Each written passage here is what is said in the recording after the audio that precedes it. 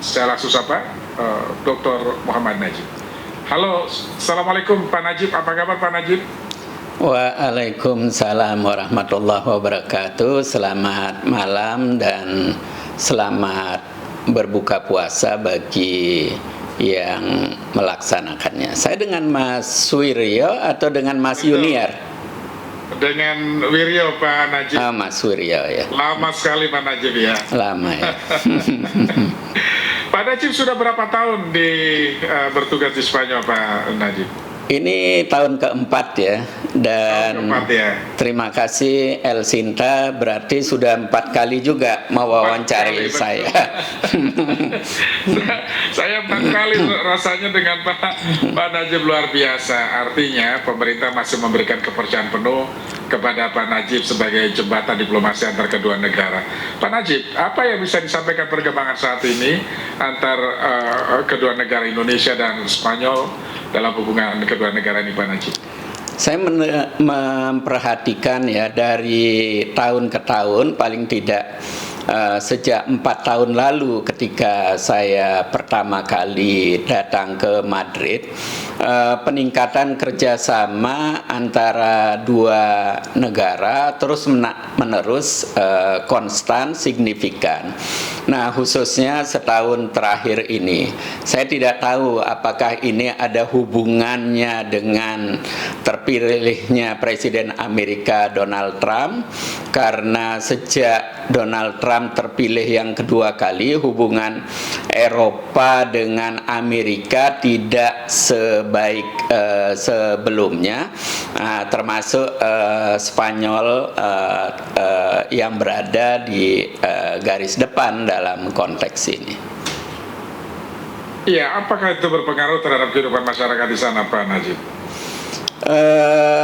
Kalau berbicara sejak perang tarif dideklarasikan Amerika Serikat, implikasi ekonomi dan politik di seluruh kawasan Uni Eropa ini terasa. Tetapi di Spanyol sendiri tidak terlalu terasa, karena ekonominya bukan saja stabil tapi terus meningkat.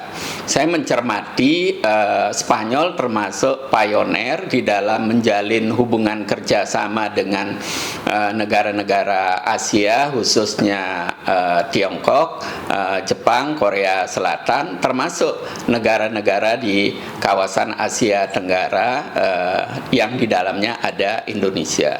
Saya kira ini yang membuat kenapa Spanyol tidak terlalu terpengaruh dengan perang tarif, dan implikasi politiknya Spanyol lebih independen di dalam menyikapi berbagai isu global, termasuk masalah Palestina, Gaza, dan Iran terakhir saat ini. Iya, baik. Itu gambaran situasi sekarang ya, sebagai dampak perang tarif yang ternyata juga tidak terlalu berdampak banget bagi kehidupan masyarakat di sana. Oke, Pak Najib, sekarang kita beralih ke kehidupan warga negara kita yang ada di Spanyol. Pak Najib, berkaitan dengan suasana Ramadan, apakah sama dengan tahun-tahun sebelumnya atau ada sesuatu yang berbeda dibandingkan tahun sebelumnya Pak Najib? Ada yang rutin yang kita lakukan setiap kali Ramadan, karena ini memang dirindukan oleh diaspora kita, khususnya di Spanyol dan lebih khusus lagi di kota Madrid dan sekitarnya. Setiap Sabtu, berarti selama sebulan kita 4 kali melakukannya. Itu ada pengajian mengajarkan anak-anak kita membaca Al-Quran. Kemudian untuk ibu-ibu yang disebut dengan ibu-ibu DWP, ini juga ada pengajian khusus untuk ibu-ibu. Nah, begitu juga masyarakat luas, kita ada pengajian, kemudian diakhiri dengan buka puasa bersama. kemudian dilanjutkan dengan tarawih bersama. Dan kita sudah melaksanakannya 3 kali. Alhamdulillah setiap kali kita mengadakannya itu jumlahnya makin bertambah. Lebih dari itu, ini juga sarana untuk mengenalkan budaya Indonesia kepada masyarakat Spanyol, karena mahasiswa-mahasiswa kita di sini suka mengajak teman-temannya yang bule Spanyol gitu. Saya membuka pintu walaupun mereka non-muslim gitu, untuk merasakan bagaimana makanan Indonesia, bagaimana orang Indonesia berbuka puasa. Barangkali tidak terbayangkan bagi masyarakat kita kan biasanya lesehan ya, kalau makan besar, makan istimewa itu lesehan. Orang Spanyol tidak biasa duduk di lantai, mereka selalu menggunakan kursi, sehingga kelihatan susah sekali untuk duduk, sehingga saya juga memberikan kesempatan, tidak perlu sungkan kalau duduk sendirian atau berdua bertiga mereka dengan menggunakan kursi. Ini hal-hal yang menarik yang kita lihat. Nah, di era sosmed saat ini, karena website kita juga mengumumkan secara terbuka, banyak sekali pemuda-pemuda yang berasal dari Timur Tengah yang kuliah di Spanyol dan sekitarnya datang gitu, minta izin untuk ikut bersama. Tentu dengan senang hati kita persilahkan. Kira-kira itu yang kita lakukan, Mas Wiryo. Ya, jumlah warga negara kita berapa banyak, Pak Najib, di sana? Pendataan terakhir ya, pemilu yang lalu 1444 ya. Nah, jumlah ini tentu berfluktuasi karena ada yang datang dan pergi. Dan perlu diketahui, pekerja imigran kita sebagian besar di sini ABK, anak buah kapal, yang lebih banyak berada di atas kapal daripada di daratan. Nah, ABK kita disukai oleh perusahaan-perusahaan Spanyol karena 2 hal. Yang pertama, ABK kita itu tidak suka minum ya, tidak suka mabuk di kapal, karena keonaran-keonaran, persoalan-persoalan di atas kapal biasanya terjadi kalau ada yang mabuk. Yang kedua juga, ABK kita ringan tangan, dalam arti kalau sedang tidak bekerja itu tidak enggan untuk menolong temannya. Nah, sementara ABK-ABK dari negara lain kaku sekali, biasanya kalau itu tidak termasuk job mereka tidak mau melakukannya. Ini tentu patut disyukuri ya, Mas Wirya. Oke, bagaimana dengan pelajar atau mahasiswa barangkali Pak Najib? Jumlahnya apakah cukup banyak? Mahasiswa kita tidak sampai 100 ya. Belakangan ini meningkat cukup signifikan setelah beberapa kampus di Spanyol ini membuka kelas internasional dalam arti berbahasa Inggris. Di Indonesia kan jarang sekali masyarakat kita mempersiapkan diri berbahasa Spanyol. Sebelumnya kampus-kampus di sini umumnya karena bangsa Spanyol merasa bangsa besar dan semuanya menggunakan bahasa Spanyol. Tapi akhir ini mereka sudah lebih fleksibel membuka kelas internasional, sehingga semakin banyak mahasiswa kita yang datang sini. Termasuk beberapa kampus bergengsi di sini juga dimasukkan dalam LPDP, sehingga beasiswa LPDP juga semakin banyak di sini. Dan terakhir saya kira sudah lebih dari 100, dan ini kelihatannya angkanya terus meningkat sejalan dengan berbagai kemudahan yang ditawarkan oleh kampus-kampus di Spanyol yang menginginkan lebih banyak mahasiswa Asia dan termasuk di dalamnya mahasiswa dari Indonesia. Iya, selama 4 tahun bertugas sebagai duta besar berkuasa penuh di Spanyol, Pak Najib, perubahan apa yang paling menonjol yang sekiranya juga sangat berdampak bagi perekonomian kita, hubungan dagang atau apapun itu, Pak Najib? angka-angka itu terus merayap naik secara konsisten, tetapi terus terang akhir-akhir ini hubungan politik dan militer Indonesia dengan Spanyol semakin meningkat. Saya mencermati ini ada hubungan dengan langkah-langkah Presiden Prabowo yang sangat aktif di diplomasi di tingkat global dan sangat rajin mengunjungi banyak negara lain termasuk di kawasan Uni Eropa ini, sehingga antusiasme dari masyarakat Spanyol pada umumnya, para cendekiawannya, dan juga para diplomat dan pengusahanya.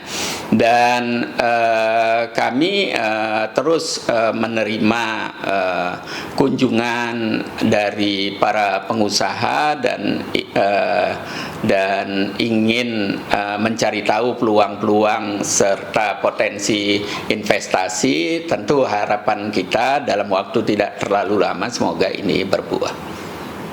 Oke, baik Pak Najib, kita sapa pendengar dulu Pak. Sudah menunggu ada Pak Roni di Ciputat. Pak Roni, selamat malam Pak Roni. Selamat malam Pak Wiryo. Silakan. Selamat malam, selamat siang Pak Najib, salam sehat. Terima kasih Pak Roni. Iya, begini, kalau di Spanyol itu untuk hari ini apakah juga mereka terganggu dengan energi mereka ketika di Selat Hormuz itu diblokade gitu Pak Najib. Apakah di Spanyol hari ini juga energinya terganggu, misal BBM ataupun gas alam cair dan seterusnya. Yang kedua, apakah ada di Spanyol itu misalkan peninggalan keislaman di zaman dulu seperti itu? Ya kita kan nggak tahu juga ya zaman dulu Islam itu sampai Spanyol atau belum. Untuk yang ketiga, pertanyaan ini ringan aja nih Pak Najib. Kalau Pak Najib di Spanyol, klub bola yang paling disuka itu apa ya kira-kira ya? Jadi Pak. Baik, oke. Baik, terima kasih Pak Roni di Ciputat. Langsung ditanggapi Pak Najib. Pak Roni, menarik sekali pertanyaannya dan aktual saya kira terkait dengan masalah energi. Spanyol kalau bicara masalah energi itu sudah mengembangkan energi baru dan terbarukan sangat maju ya, khususnya untuk solar cell dan juga energi angin. Tapi lebih dari itu, Spanyol juga mengimpor gas melalui pipa bawah laut dari negara-negara Afrika Utara. Nah, minyak ya tentu masih juga bergantung kepada negara lain, tapi saya kira stoknya itu sudah mengantisipasi berbagai kemungkinan sehingga praktis sampai saat ini tidak terlalu terasa secara ekonomi di lapangan. Nah, tetapi suasana prihatin terhadap bukan saja perang Iran melawan Israel dan Amerika, tetapi juga bagaimana sumber-sumber minyak gas di Timur Tengah itu terdampak, dan Pak Roni menyebutkan Selat Hormuz terganggu sehingga ini cepat atau lambat juga akan merambah bukan saja Spanyol tetapi juga seluruh kawasan Uni Eropa yang sangat bergantung dari minyak dan gas Timur Tengah. Karena itu upaya-upaya mengantisipasi suasana psikologi, ekonomi dan lain sebagainya, mereka mengambil ancang-ancang. Itu sebabnya kenapa Presiden Pedro Sanchez itu sangat vokal menyerukan segera dihentikannya agresivitas Amerika dan Israel model dalam menggunakan kekuatan militer untuk menekan negara lain atau untuk menyelesaikan masalah-masalah yang seharusnya bisa diselesaikan secara diplomatik. Tapi pada saat yang bersamaan juga ada upaya-upaya untuk menyerukan agar Iran juga menghentikan serangannya terhadap negara-negara tetangganya. Kira-kira suasananya seperti itu, dan Spanyol termasuk yang cukup vokal dan didukung banyak negara Uni Eropa untuk menyuarakan ini. Mudah-mudahan harapan kita ini berdampak dan segera bisa diselesaikan ya masalah-masalah di Timur Tengah secara diplomatis. Nah, kemudian yang lain masalah peninggalan Islam besar sekali Pak Roni. Jadi kalau Pak Roni pernah mendengar istilah Andalusia, itu maksudnya orang Islam menyebut Spanyol dan Portugal saat ini sebagai kawasan yang dulu pernah Islam berjaya di sini. Berjaya dalam arti berkuasa hampir 8 abad, mulai 711 sampai 1492. Jadi kalau Pak Roni pernah mendengar pahlawan perang atau yang membuka jalan ke Andalusia ini, Tariq bin Ziyad, itu sampai sekarang Selat Gibraltar itu kan sebetulnya kan orang Spanyol tidak bisa menyebut Tariq bin Ziyad, dia menyebutnya Jabal Tariq, itu karena sampai sekarang di gunung di mana Tariq berpidato memulai langkahnya menguasai kawasan ini disebut dengan Jabal Tariq dalam bahasa Arabnya. Itu orang Spanyol menyebut Gibraltar, dan sekarang selatnya itu juga disebut Selat Gibraltar. Dan banyak peninggalan sains teknologi yang kemudian menggerakkan bangsa Eropa ini melakukan renaissance pada abad ke-14, abad 19 itu berasal dari ilmuwan-ilmuwan Muslim. Iya, klub bola kesayangan Real Madrid atau Saya ini sebagai diplomat di Spanyol ini sangat hati-hati Mas Suwiryo ya, karena kenapa Pak? Karena di Spanyol ini fans sepak bola itu lebih tinggi daripada agama. Dalam satu rumah orang punya menantu yang berbeda-beda agama biasa, tetapi berbeda klub sepak bola tidak biasa. Jadi kalau ada menantu yang katakanlah mertuanya itu pendukung Real Madrid, menantunya Barcelona, itu datang ke rumahnya bisa diusir. Apalagi kalau pakai jersey gitu ya. Gitu bisa seperti itu ya. Nah, karena itu saya sebagai diplomat seringkali kalau ditanya, Bapak klub yang didukung mana? Saya tanya dulu. Kalau Bapak apa? Real Madrid? Ya saya sama juga. Gitu. Kalau yang dia bilang saya Barca, ya saya sama juga. Gitu. Jadi Mas Rio nggak bisa satu rumah dong Pak ya? Jarang sekali ya, karena ya seperti itulah tradisi mereka, dan sampai sekarang masih berlaku seperti itu. Karena itu harus hati-hati khususnya saat ada pertandingan gitu. Tetapi pemerintah keamanan di sini sangat sigap ya. Termasuk juga tempat duduk dipisah biasanya begitu. Jadi pintu masuk, pintu keluar dipisah, tidak bisa ketemu, sehingga keributan yang tidak perlu itu tidak pernah terjadi. Setidaknya selama saya di sini tidak pernah terjadi keributan yang diakibatkan oleh pertandingan sepak bola. Iya, ini ada pertanyaan menarik dari Pak Lukman nih. Pak Dubes sudah 4 tahun di sana, bertugas di sana. Gimana cara mengatasi kerinduan tanah air dan makanan khas daerah? Apakah di kedutaan juga disediakan? Jadi gini, pertama di Wisma itu ya sebagai dubes saya beruntung ya, termasuk ketika teman-teman kalau yang menjabat menteri datang ke sini, saya bilang itu Wisma Duta kita lebih bagus dari rumah dinasnya menteri di Widya Chandra, saya bilang gitu. Nah, ada kolam renangnya. Kemudian yang kedua, yang ini terkait dengan pertanyaan ya Pak Lukman. Kalau menteri, saya kan punya banyak teman menteri, itu tidak ada fasilitas juru masak.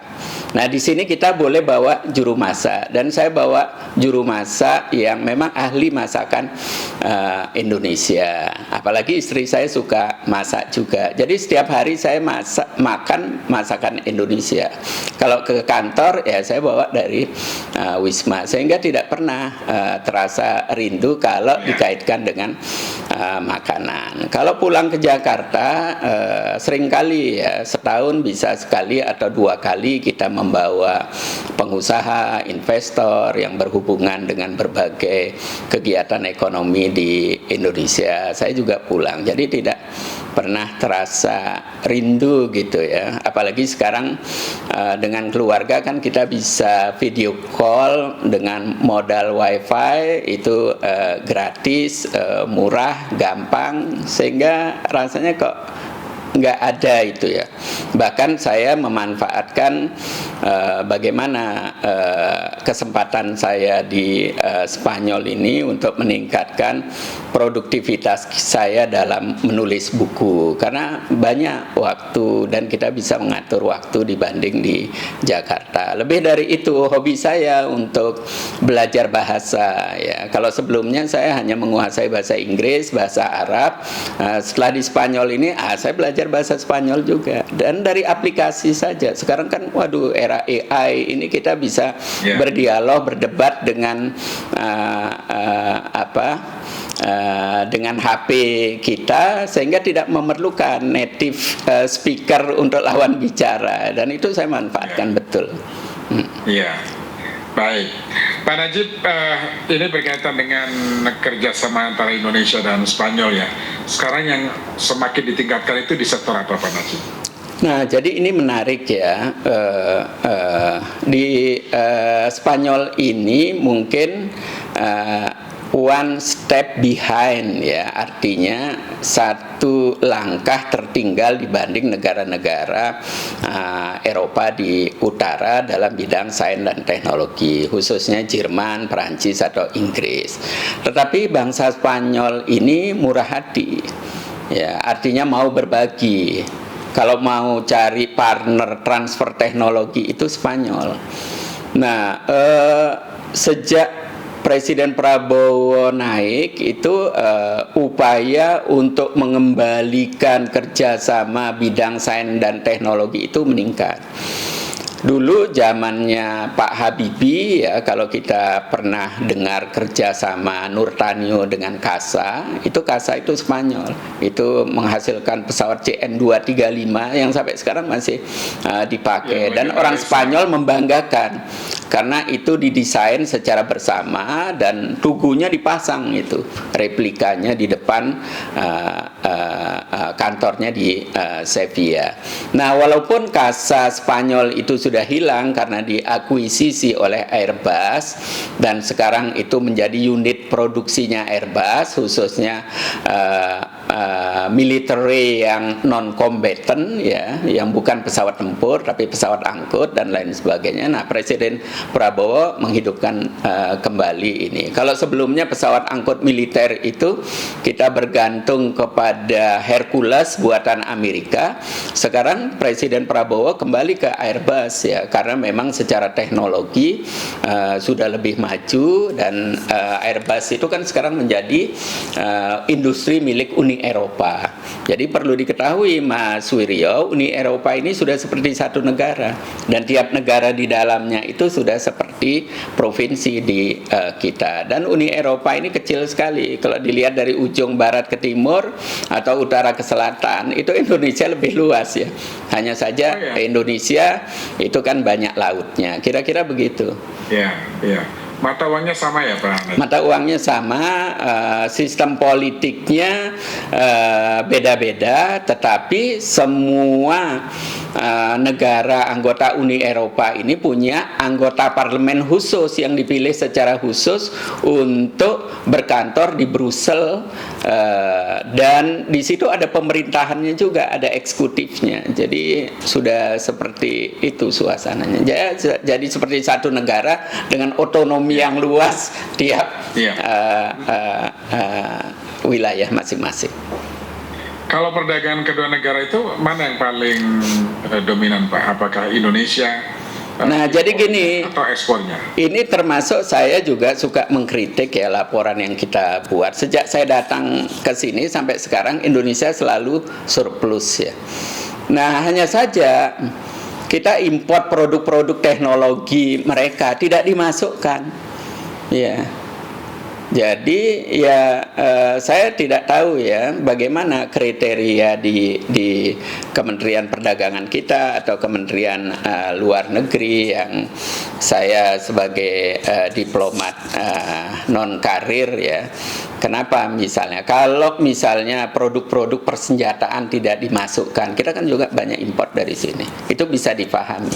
Tapi kalau produk-produk teknologi pada umumnya itu kan menurut hemat saya kalau kita mau objektif, tidak hanya menyenangkan diri sendiri, karena kan di mana-mana birokrasi itu ingin membuat laporan yang asal bapak senang ya, laporannya bagus, itu dinilai sebagai prestasi kalau kita surplus ya. Nah, kita memang mengekspor cukup besar di sini sawit ya, kemudian juga kertas, kakao, dan beberapa produk-produk alam lainnya. Tapi mereka mengekspor alat-alat kesehatan, kemudian produk-produk farmasi cukup besar. Dan itu tentu kalau dinilai uangnya jauh lebih signifikan mereka punya. Karena itu feeling saya kita defisit ya. Tetapi bagi saya defisit atau surplus itu yang lebih penting adalah bagaimana kuantiti perdagangannya gitu. Walaupun surplus kalau kuantitinya kecil ya lebih bagus minus tapi kuantitinya gede. Nah, asal saja produk-produk yang kita kirim itu bisa signifikan dan produk-produk teknologi yang kita import juga disertai dengan transfer teknologi sehingga jangka panjangnya kita semakin mandiri. Nah, hal ini yang harus kita kejar sehingga kita mengurangi kebergantungan kita pada luar negeri secara bertahap. Iya, Pak, kerjasama yang selama ini terjalin antara Indonesia dan Spanyol selain energi ekspor impor dan sebagainya, olahraga apakah masuk juga Pak? Nah, ini yang saya juga terus bertanya ya. Kenapa Real Madrid itu berkali-kali melakukan kerjasama dengan Indonesia, bahkan ada sekolah bola di Jakarta, tapi itu tidak bertahan lama. Menurut hemat saya, ini sudah jadi kesimpulan saya, mudah-mudahan benar ya, dan ini bisa menjadi masukan. Kalau di Spanyol itu antara penjudi dan pengelola sepak bola profesional itu berbeda kamar. Penjudi kumpul dengan penjudi, walaupun dipisahkan dengan dinding kaca yang transparan. Yang profesional termasuk pemainnya itu tidak diganggu oleh penjudi. Tapi kalau di Indonesia campur baur, ya, wasitnya bisa disuap, pemainnya disuap, dan seterusnya. Dan itu sejak rekrutmen terjadi dan tidak pernah ada yang bisa menyelesaikannya sampai sekarang. Karena itu baku atur skor itu masih terjadi. Nah, ini saya kira akan merusak sistem kompetisi yang objektif yang akan melahirkan pemain-pemain yang berkualitas, tapi pada saat bersamaan juga merusak pemain-pemain yang potensial. Nah, menurut hemat saya, selama masalah ini tidak berubah, jangan berharap kita bisa melahirkan pemain-pemain yang tangguh. Walaupun juga banyak ya anak-anak kita yang belajar sepak bola di sini, dan saya lihat potensi bagus. Iya. Dan kalau ada yang mengatakan postur tubuh kita kecil, tidak kuat, enggak benar. Ya, buktinya bulu tangkis kita bisa bertahan, sering juara. Ya, dan juga pemain-pemain sepak bola Spanyol itu ada yang namanya Cucurella itu kan, kecil sekali yang rambutnya jabrik gitu. Wah itu, waduh, jadi kiri luar jago sekali dan terkenal sekali gitu ya. Nah, termasuk beberapa ya pemain Real Madrid itu kan postur tubuhnya kecil. Jadi memang banyak sebetulnya peluang, tetapi di kitanya sebetulnya belum siap juga ya Pak Najib ya. Sehingga ini yang menghambat kerjasama bidang olahraga untuk terus berkembang. Pak Najib, bagaimana dengan kerjasama bidang pendidikan Pak Najib? Nah, pendidikan sangat menarik ya. Sudah ada kerjasama baik sekolah-sekolah negeri maupun swasta. Saya terus mendorong kerjasama di bidang pendidikan, termasuk juga di bidang kesehatan. Karena Spanyol ini produk-produk alat-alat kesehatannya maju yang diproduksi sendiri, kualitasnya bagus dan harganya bersaing. Rumah sakit Spanyol juga sangat maju, termasuk manajemennya. Jadi kalau di sini asuransi kesehatan itu dari menteri sampai buruh sama asuransinya.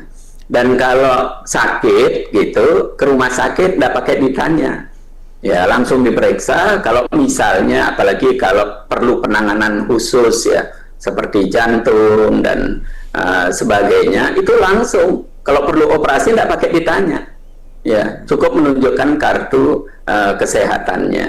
Nah, saya pikir dalam konteks ini Indonesia perlu belajar banyak, dan saya sedang merintis bagaimana kerjasama di antara perguruan tinggi yang punya fakultas kedokteran dengan di sini universitas-universitas yang mengembangkan rumah sakit. Di sini banyak sekali universitas yang bekerja sama atau punya rumah sakit dan profesional menangani masyarakat pada umumnya.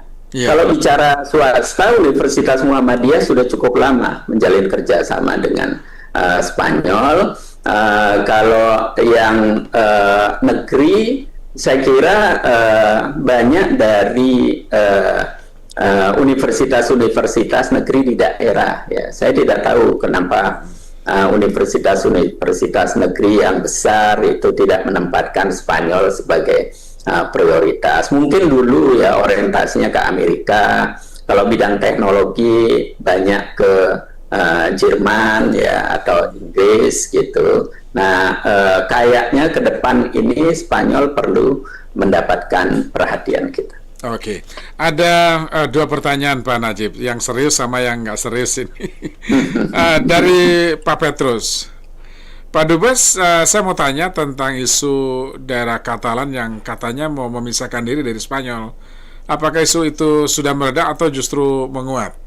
Kemudian yang berikutnya, gimana nih persetujuan Barca dan Real Madrid di bulan puasa ini, Pak Dubes? Silakan Pak Dubes. Jadi yang saya jawab yang ringan dulu ya. Yang ringan dulu. Antara Barca dan Real ini tidak pengaruh bulan puasa gitu. Tidak terpengaruh ya. Jadi suasana pertandingan tetap berlangsung sesuai dengan jadwal yang ada antara Barca, Real. Ini selalu seru ya. Karena ya sampai ada istilah El Clasico. Betul. El Clasico itu artinya kan klasik ya, pertarungan musuh bebuyutan lah ya. Kira-kira gitu bahasa kita gitu. Jadi jadwal sepak bola tidak terpengaruh gitu. Nah, terkait dengan Katalan ya, saya kira Ya, saya kira ini kalau saya lugaskan gitu ya, memang potensi separatisme besar sekali. Ya, potensi separatisme. Ada juga separatisme di sana ya Pak Najib? Iya, yang dimaksud Katalan itu yang apa namanya, ibu kotanya di Barcelona. Orang sini nyebutnya Barcelona. Gitu. Barcelona. Iya, pakai fa ya. Pakai fa. Di Barcelona itu potensinya besar sekali dan sudah pernah melakukan referendum. Dan itu menang kelompok separatis, tapi tidak bisa dieksekusi karena referendum itu menurut undang-undang di Spanyol itu harus mendapatkan persetujuan pemerintah pusat dalam pelaksanaannya. Nah, ini yang kurang, sehingga pernah rame. Nah, sekarang sebetulnya ya Presiden Sanchez ini pandai sekali. Mereka dirangkul. Kemudian ada proses secara alamiah begitu, dan semangat separatisme tidak ditentang secara keras, tapi diberikan ruang berdialog dan pada saat bersamaan dirangkul, sehingga sekarang sebetulnya kan seperti mengayun saja, itu seperti mengayun saja. Dan karena kematangan, kedewasaan orang Spanyol berdemokrasi sehingga tidak mengganggu situasi ekonomi di lapangan. Saya minggu lalu baru menghadiri MWC ya, Mobile World Conference atau Kongres, itu salah satu pameran teknologi digital dari seluruh perusahaan-perusahaan dunia, itu luar biasa, dan itu tidak terpengaruh. Jadi ekonomi tetap tumbuh, masyarakatnya, walaupun perasaan ingin memisahkan diri itu tetap ada. Nah, di sini saya kira ya masyarakat kita perlu belajar ya. Jadi ada kematangan dalam berpolitik baik di pemerintahannya maupun di masyarakatnya. Artinya keinginan untuk memisahkan diri itu tidak diumbar di jalan-jalan, kira-kira gitu. Ya, kira-kira gitu. Jadi ini didialogkan. Dan sekarang kondisinya jauh lebih kondusif, mereda karena pelarian-pelarian politik yang tadinya mencari perlindungan di Brussel gitu, sekarang diizinkan pulang kembali dan lain sebagainya. Dan apa namanya? Suasana atau semangat itu semakin menurun, kira-kira gitu. Mudah-mudahan ini menjawab Pak Petrus ya. Baik, terima kasih. Terakhir Pak Najib, apa saran Pak Najib jika ada warga negara kita yang cita-cita ya anaknya ingin melanjutkan pendidikan di sana atau ingin berkarir di Spanyol, mereka punya passion sendiri tentang ya mungkin di sektor pariwisatanya kah atau olahraganya dan lain sebagainya, bekal apa sih yang harus Iya, menurut hemat saya semua terbuka ya. Spanyol ini olahraganya tidak hanya sepak bola yang maju, tenisnya juga maju. Spanyol melahirkan petenis-petenis dunia yang saya tidak ingin sebutkan satu persatu karena terlalu banyak. Belakangan ada padel ya. Tapi juga basketnya maju, ya, volinya maju. Apalagi kalau kita bicara balap membalap, orang Spanyol ini jago sekali, ya. Jadi Formula One, di sini ramai sekali. Termasuk orang sini kan bilangnya MotoGP. Jadi motor GP itu asalnya dari Spanyol. Ya, orang sini menyebutnya MotoGP. Jadi kalau bilang motor itu R-nya tidak disebutkan. Jadi G itu dibaca H. Jadi HP. Jadi orang sini bilang MotoGP. Nah, kita sekarang sudah punya sirkuit di Lombok gitu. Wah, itu kalau sudah ada acara di Lombok, itu radio Spanyol saya suka sekali mendengar ya, radio berbahasa Spanyol. Nah, El Cintanya Spanyol lah gitu ya. Itu momen harinya, waduh, sepanjang pertandingan itu. Nah, ini juga menjadi semacam diplomasi sport ya. Kalau kita bicara masalah perhotelan, Begitu juga restoran-restoran atau rumah sakit, mereka memerlukan tenaga-tenaga muda yang profesional. Karena itu saya mendorong ya agar anak-anak muda kita itu memanfaatkan peluang ini ya. Hanya saja perlu berbekal ya, jadi mempersiapkan diri dengan ilmu yang benar ya, lulusan perguruan tinggi yang benar gitu ya. Di sini mudah cari pekerjaan. Prosesnya sekarang lewat website semua ya, di era internet ini kan semuanya, jadi tidak perlu lewat calo-calo itu ya, langsung saja.